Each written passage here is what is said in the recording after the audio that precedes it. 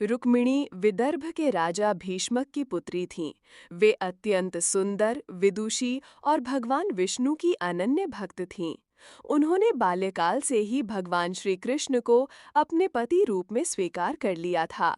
किंतु उनका भाई रुक्मी श्री कृष्ण से शत्रुता रखता था और वो नहीं चाहता था कि रुक्मिणी का विवाह उनसे हो। उसने रुक्मिणी का विवाह चेदी नरेश शिशुपाल से तय कर दिया, जो श्री कृष्ण का कट्टर विरोधी था। रुक्मिणी इस निर्णय से अत्यंत दुखी हुईं।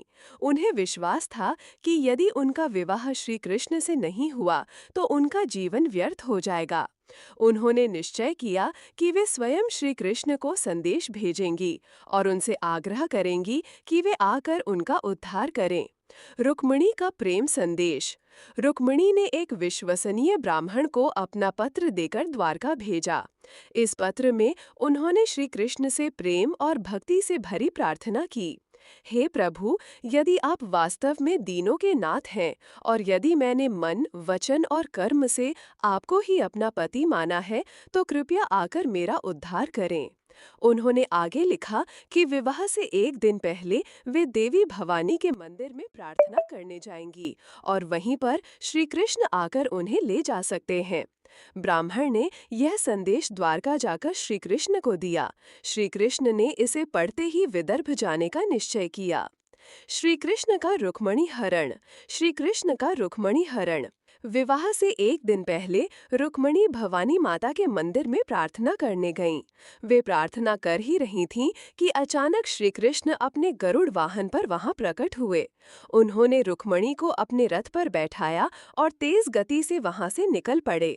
जब यह समाचार विदर्भ राजमहल पहुंचा तो वहां हड़कंप मच गया।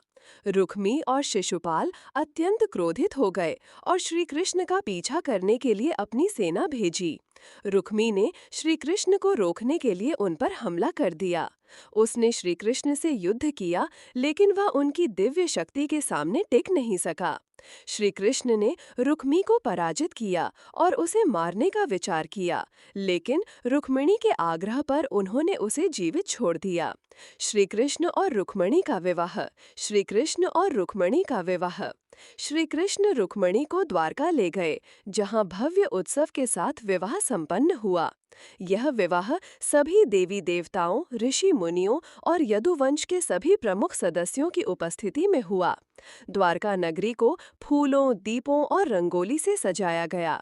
संपूर्ण नगर में हर्षोल्लास और आनंद का वातावरण था। सभी ने इस दिव्य युगल को आशीर्वाद दिया।